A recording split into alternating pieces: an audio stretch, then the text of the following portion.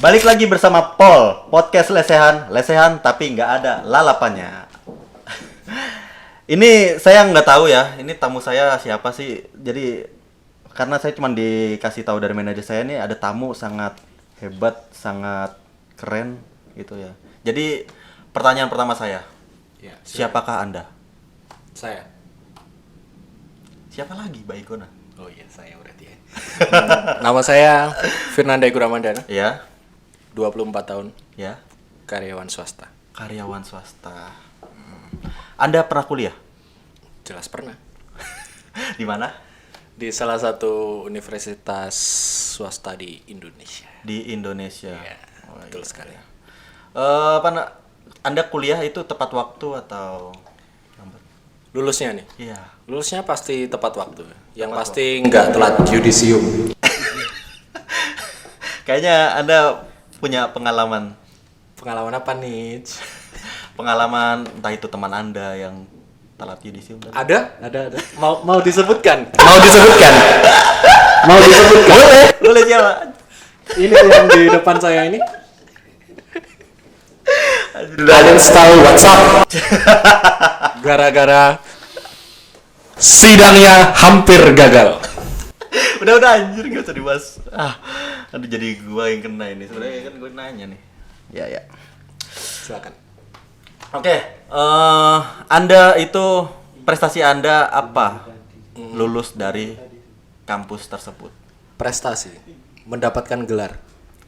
Semuanya juga dapat, Iya. lulus. Ya itu kan termasuk prestasi kan, mendapatkan gelar. Apa gitu mungkin jadi presiden mahasiswa. Kalau itu paling mentok-mentok jadi direktur doang di organisasi. Direktur di organisasi. Iya, Anda tidak pernah ada keinginan untuk mencalonkan diri saat itu menjadi Himaprodi? Tidak ada. Mengapa? Minat. Ya tidak ada minat saja. Karena saya kan posisinya di situ sambil kerja, kuliah dengan kerja. Nah, untuk bagi waktunya saja sudah kerepotan saya.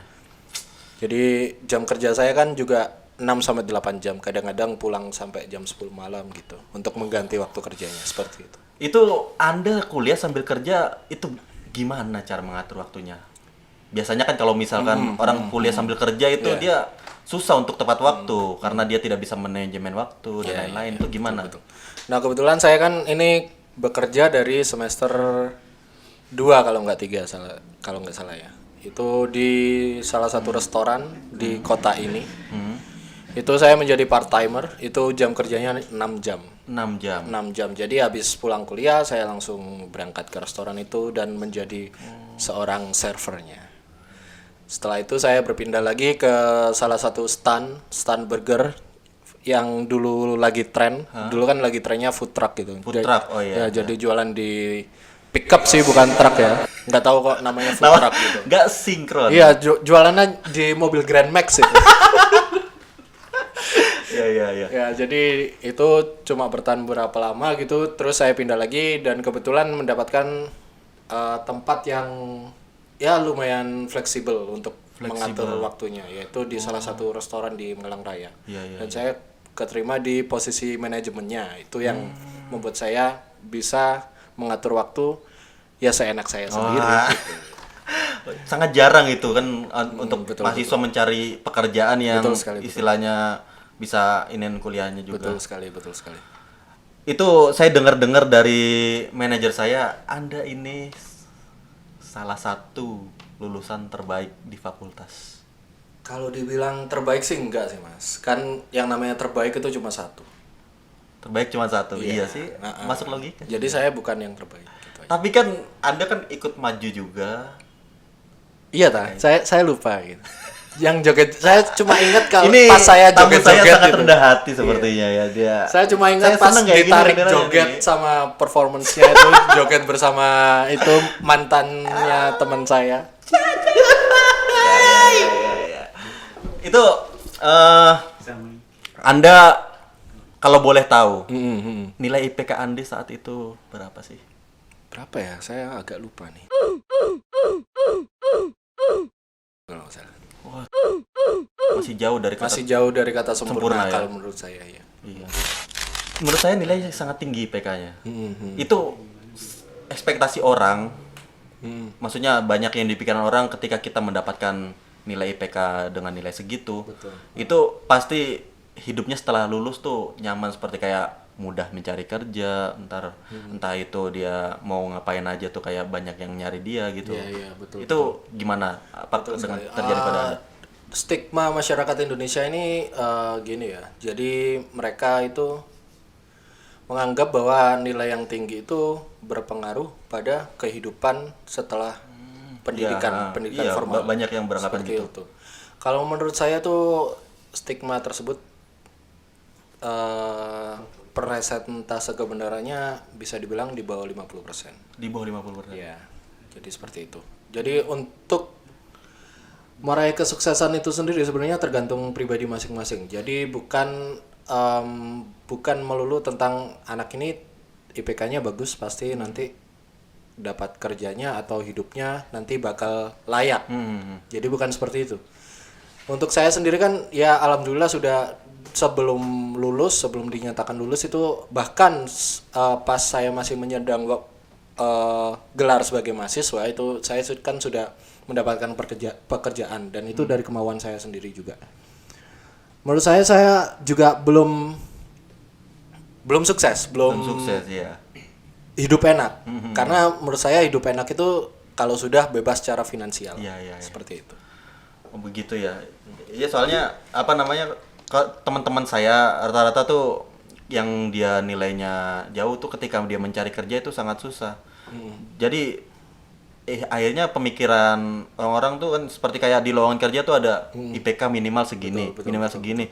Itu kalau Anda setuju nggak, maksudnya apa namanya, jadi keterimanya seseorang itu berdasarkan IPK gitu. Kalau menurut saya kurang setuju ya. Bisa jadi mereka mendapatkan IPK dengan nilai yang bisa tergolong rendah itu mungkin mereka sedang struggle untuk mencari uang untuk membayar kos-kosan mereka atau untuk uang jajan mereka. Mungkin kan kita juga tidak tahu background di balik itu semua. Jadi menurut saya stereotip seperti IPK rendah itu berarti orangnya kurang begitu pintar, itu saya kurang setuju. Iya, soalnya di negara tercinta kita ini ya masih seperti itu. Jadi yang diunggulkan itu bukan kemampuannya, betul. tapi karena nilainya. Betul. Begitu jadi. Ya. Ini sekarang apa namanya, aktivitas Anda apa ini setelah lulus kuliah? Bekerja. Bekerja. Itu apa namanya, gimana apa namanya, Anda bekerja di bidang apa atau? Untuk sebelum di tempat sekarang ini saya bekerja di semacam pabrik aksesoris HP. Itu dia seperti importir aksesoris HP dari Cina. Dia mendatangkan aksesoris HP dari Cina ke Indonesia. Seperti itu. Jadi saya bagian kreatif graphic designernya. Seperti itu. Jadi melenceng. Fakultas Anda apa sebenarnya? Fakultas saya pendidikan, jurusan saya pendidikan bahasa Inggris, tapi saya bekerja di bidang desain, di bidang media. Dan itu saya temuin bukan cuma saya saja, ada juga teman saya ini di belakang layar, Adi Irawan. Ini juga dia bekerja di bidang media juga. Terus ada juga adik tingkat saya itu Famizan, itu juga dia bekerja di bidang media juga. Ya banyak ya, itu juga sisi positif dari ikut organisasi juga. Jadi di organisasi itu kita juga dilatih untuk mengerjakan sesuatu berdasarkan deadline gitu. Ya itu kayak Famizan dulu kan dia sempat cuma bisa Photoshop dan sekarang udah bisa berbagai macam media gara-gara dia ikut di organisasi. Mbak, sepertinya Himaprodi Anda ini memberikan apa namanya itu, memberikan sesuatu yang baik buat Anda. Ya betul sekali. Bukan cuma saya saja yang merasakan itu, di belakang layar juga ada Saiful itu. Sekretaris Abadi. Halo Mas Saiful. Kalau bisa boleh diceritakan gimana itu apa namanya, Anda di Himaprodi itu kegiatannya sehingga Anda bisa mendapatkan sesuatu yang baik-baik tersebut. Sesuatu yang baik-baik itu berdasarkan kalau istilahnya ada orang yang bilang itu karakter temanmu bisa kamu lihat pas waktu dia turun ke lapangan, itu benar. Jadi kita bisa tahu beberapa karakter teman-teman kita yang misalkan dia di kelas itu friendly atau apa, ternyata kalau pas turun lapangan dia malas-malesan kayak gitu. Jadi Iya, karakter iya. sebenarnya itu ter-expose, ter-reveal pas waktu berada di lapangan itu. Soalnya kan mungkin yang dipikir mereka kan mereka masuk ke organisasi itu dengan sukarela, nggak dibayar juga. Jadi ya udah semaunya mereka kerja.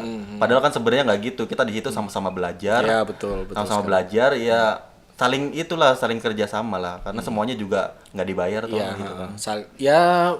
Kan ada sisi positifnya juga dari kita. Buat kita maksudnya. Iya, iya. Kira-kira pesan Anda kepada mungkin yang belum lulus atau yang masih kuliah itu gimana? Atau yang baru supaya- inisium ya. itu supaya gimana mereka bisa struggle setelah lulus, karena kan ujian sebenarnya seseorang itu setelah dia keluar dari institusi pendidikan atau dari yang resmi-resmi seperti itu kan, jadi tantangannya sebenarnya bukan skripsi. Iya, betul, Ujiannya bukan skripsi, tapi setelah itu iya, itu gimana pesan-pesan Anda? Kalau pesan-pesan saya untuk adik-adik yang masih ada kesempatan, bukan masih ada kesempatan sih, masih duduk di bangku kuliah, itu manfaatkan waktu kalian untuk quality time bersama teman kalian ya, jangan banyak bucin. Terus manfaatkan waktu-waktu kalian untuk hal-hal yang positif menurut saya. Salah satunya kalau misalkan kalian banyak waktu luang bisa cari-cari lowongan kerja part time gitu kan, sekarang juga banyak yang membutuhkan karena corona.